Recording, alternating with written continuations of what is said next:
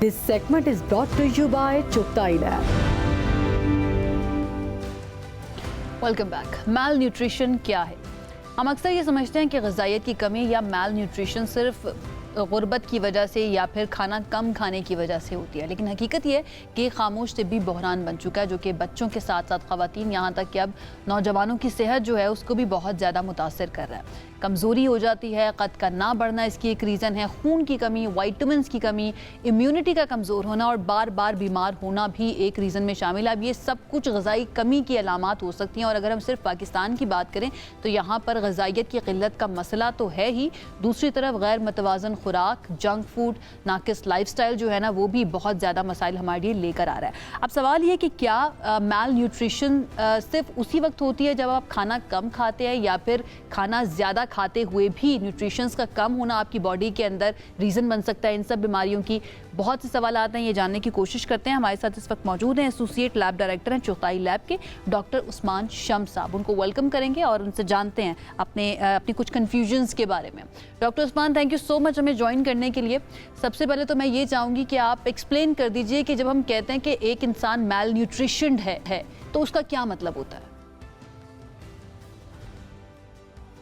बहुत शुक्रिया। Mail nutrition की अगर हम WHO डेफिनेशन देखें तो उसमें लिखा हुआ है कि deficiency, excess and imbalance of energy and nutrients, ये सब मेल न्यूट्रिशन में आता है। इसका मतलब ये है कि जिस तरह आपने बताया कि खुराक की कमी, खुराक की ज़्यादती या खुराक का नामुनासिब होना, ये तीनों ही मेल न्यूट्रिशन में आते हैं।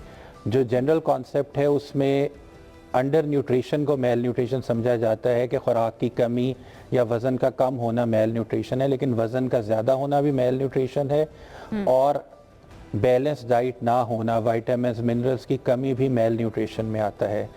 और एक और चीज़ जो आपने कही कि ये एक बहरान बन चुका है, अगर हम नेशनल न्यूट्रिशन सर्वे या दीगर रिपोर्ट्स को देखें तो पाकिस्तान में बच्चों में 28.7% अंडर न्यूट्रिशन की रेशो है और तकरीबन 1 करोड़ के करीब बच्चे जो हैं वो मेल नरिश्ड हैं और उनमें से तकरीबन 18 लाख बच्चों को मेडिकल हेल्प की ज़रूरत है। और इसके अलावा बच्चों में ओबेसिटी की परसेंटेज जो है वो 10% तक पहुंच गई है because of the junk food जिसका आपने जिक्र किया। ठीक है। और अगर खाना तो वो ठीक खा रहे हैं, किन लोगों में ये होता, ठीक है, खाना वो ठीक खा रहे हैं लेकिन जिन ग़िज़ाई अज्जा की उन्हें ज़रूरत है वो उन्हें नहीं पहुंच पा रहे हैं। एक्सेस का मतलब हम यही समझें? जी बिल्कुल।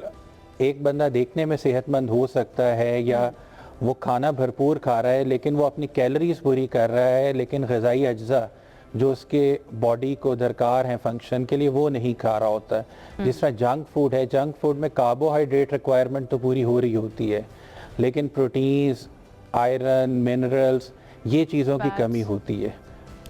ठीक है।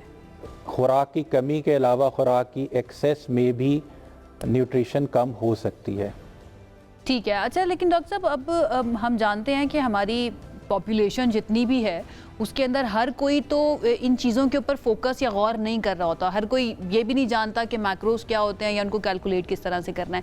तो फिर कौन सी गलतियां इस वक्त पेरेंट्स कर रहे हैं, स्पेशली मैं बच्चों के लिए बात कर रही हूँ कि पेरेंट्स ऐसी कौन सी गलतियां कर रहे हैं कि वो तो अपने बच्चे को खाना पूरा खिला रहे हैं कि भाई पेट भरना चाहिए उसका, लेकिन पेट भरने के बावजूद वो ये जानते ही नहीं है कि उनके बच्चों को जो न्यूट्रिशंस चाहिए वो पूरी नहीं हो पा रही। उसके लिए तरीक़ाकार या उसका हल क्या है फिर? उसमें ये कि बच्चों की सेहत का ख्याल इस तरह किया जा सकता है कि कुछ सिम्टम्स हैं जिनको यूजुअली ये समझा जाता है कि ये उम्र की वजह से हैं या कोई और वजह है। जिस तरह बच्चे अगर मुसलसल कमज़ोरी, थकावट फील करते हैं, चिड़चिड़ापन उनमें बहुत ज़्यादा है, उनको बार बार इन्फेक्शन हो रही है, उनका कद जिस तरह एक्सपेक्टेड है नहीं बढ़ रहा, ये सब चीज़ें इंडिकेट करती हैं कि मेल न्यूट्रिशन चल रही है। और इसमें ये कि जब भी आपको फील हो, बहुत सारे लैब टेस्ट और मेडिकल चेकअप्स मौजूद हैं जो बीमारी आने से पहले बता सकते हैं कि मेल न्यूट्रिशन चल रही है और उसे करेक्ट कर लिया जाए। अच्छा, हमारे यहाँ पे अगर बच्चे इस तरह से टेंट्रम्स दिखा रहे हो ना तो उनका इलाज पिटाई से ही होता है, ये भी हम जानते हैं। तो यानी कि पेरेंट्स को एक दूसरी अप्रोच के साथ बच्चों को डील करना पड़ेगा। ये बताइए, अगर हम एक ऐसी डाइट की बात करें जो कि न्यूट्रिशियस हो और बच्चों की तमाम ग़िज़ाई ज़रूरियात को पूरा करे। I know you are not the diet expert, but again आप ज़रा बेहतर तरीके से बता सकते हैं कि कौन कौन से खाने बच्चों के लिए बेहतर हैं या पेरेंट्स को ज़्यादा देने चाहिए, जिससे इम्कान हो कि उनकी न्यूट्रिशनल रिक्वायरमेंट पूरी हो जाएगी। अगर आप कुछ गाइड कर सकें बच्चों के लिए।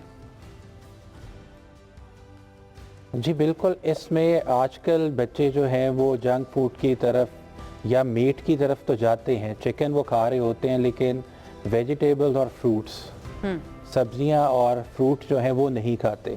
और जो माइक्रो न्यूट्रिएंट्स हैं, विटामिन्स और मिनरल्स, वो फ्रूट्स और वेजिटेबल्स में ज़्यादा होते हैं। सो वो उनकी डाइट में ज़बरदस्ती शामिल करना एक बहुत आसान हल है मेल न्यूट्रिशन से बचने का। ठीक है, और एक बच्चा मेल न्यूट्रिशन हो चुका है या एक इंसान मेल न्यूट्रिशन है, उसका इलाज फिर क्या होगा, क्या किया जा सकता है, क्या अप्रोच होनी चाहिए? उसमें ये कि जो बच्चा मेल न्यूट्रिशन होता है उसके ग्रोथ इंडिकेटर्स चेक किए जाते हैं और उसे माइल्ड, मॉडरेट, सीवियर कैटेगरी में रखा जाता है और उसकी बेस पर उसका इलाज डिफरेंट तरीक़ों से होता है। और इस इलाज में न्यूट्रिशनिस्ट, बच्चों के स्पेशलिस्ट, पीडियाट्रिशियंस और एंडोक्रिनोलॉजिस्ट को शामिल किया जाता है ताकि बच्चे के मेल न्यूट्रिशन भी ट्रीट हो और कॉज का भी पता किया जाए।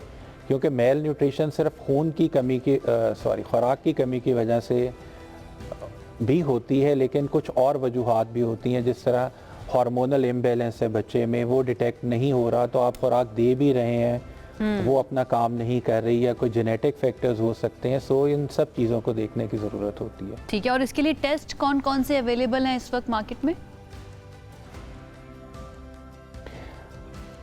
मेल न्यूट्रिशन के हवाले से अगर हम बच्चों की बात करें तो जो कॉमन टेस्ट हैं, CBC, iron, zinc, vitamin D, vitamin A, ये कॉमन मेल न्यूट्रिशन फैक्टर्स हैं, इनको चेक किया जा सकता है। और बड़ों के लिए जो है LFT एक कॉमन टेस्ट है, उसके अंदर एल्ब्यूमिन और प्रोटीन, वो बहुत अच्छा इंडिकेट करते हैं अगर मेल न्यूट्रिशन चल रही हो।